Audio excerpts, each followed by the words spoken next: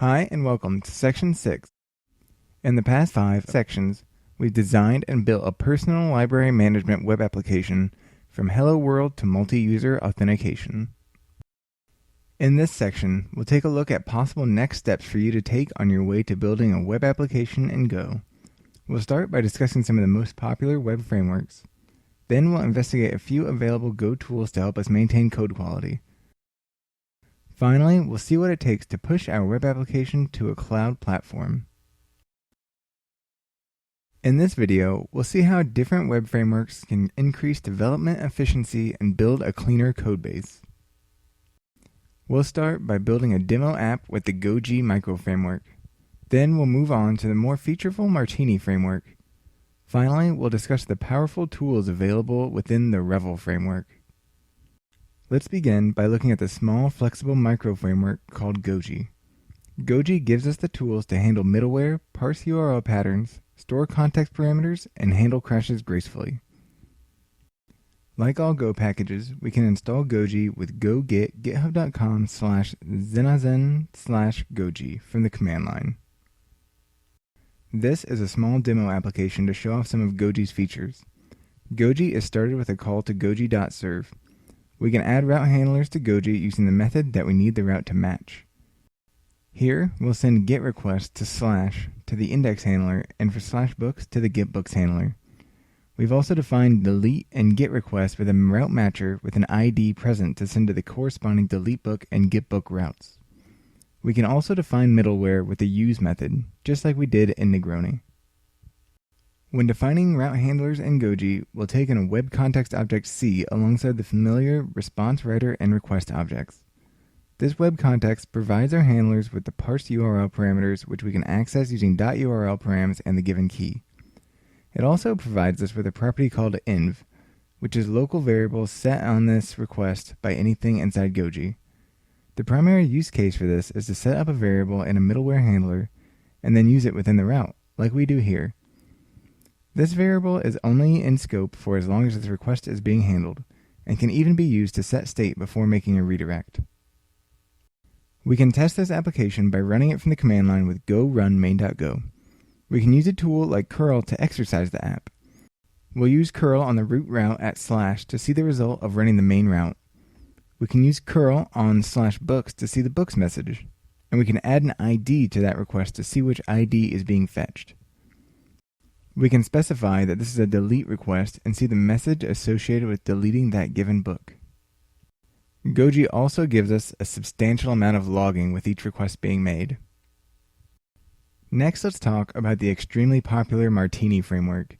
Martini was written by the same developer who built Negroni, a middleware handler which we use in our library application. Martini is a lot like Goji, but is a much more featureful framework. The most interesting aspect of Martini is the way it utilizes reflection to build route handlers dynamically. Let's take a look at a small demo application to see this in action. We'll install Martini with go git github.com/gomartini/martini. To use a Martini instance, we'll start by creating a classic Martini, which will initialize an instance of Martini with several middleware already in place, including static file serving, panic recovery, logging, and routing. To set up a route handler for a GET request for the root route, we can use the GET method with a function handler. Martini also allows us to create route groups, which will let us define a base route matcher followed by the definition of any number of subroutes. Just like Goji, we can define parameters with the colon syntax and use the delete method to define a delete route. Here, we've created a group to encapsulate all the book routes. With the use method, we can define a middleware handler that will be used for all routes, in this case, setName1. Within the group call, we can add more middleware specific to these grouped routes, in this case, setName2. If you look at the route handlers, you can see that some of these routes take in params arguments and others take in a person argument. Martini will try to give each route what it needs based on the arguments defined here using reflection. In the middleware we have defined above, we're using a Martini context object to tell Martini what to give to the route if it requests a certain type of object. In this case, we've defined the person object to give to each route. A person is needed in both the index and getBooks routes. The other routes use the parsed params for the ID variable. Because each of these routes returns a string, that string will be returned as the response body. We can test this application just like we tested Goji. We'll use curl on the root route to see the result of running the main route. We can use curl on /books to see the books message, and we can add an ID to that request to see which ID is being fetched. We can also specify that this is a delete request and see that the message associated with deleting a book was responded. We can also see that the correct person objects were passed into the /books and root routes by the gopher and golfer tags. If you check the logging associated with our Martini instance, you'll notice that it's very similar to our Negroni instance, and this is very useful while debugging our program. Finally, we'll take a look at a framework called Revel. In Revel, routes are matched via a config file. Instead of using the go run command, a Revel command line tool is used to run the Revel application. Revel is comparable to Ruby on Rails and is the most complex of the 3 frameworks we've discussed. We can get Revel by installing both github.com/revel/revel and github.com/revel/cmd/revel. Once we have a Revel instance available, we can create a new Revel project with Revel new project name. Let's take a look at a small demo application. The first thing to notice is that Revel contains a very verbose project structure. For our sample app, we only care about the conf and controllers directories. Inside the conf directory is a file called routes.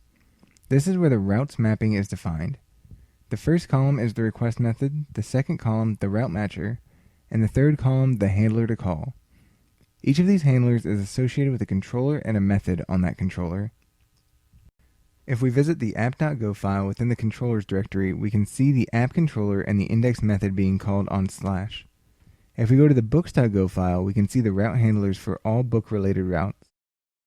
All controllers must be composed of a revel.controller. All routes return revel.results. In all these methods, we use render text to send text as the response.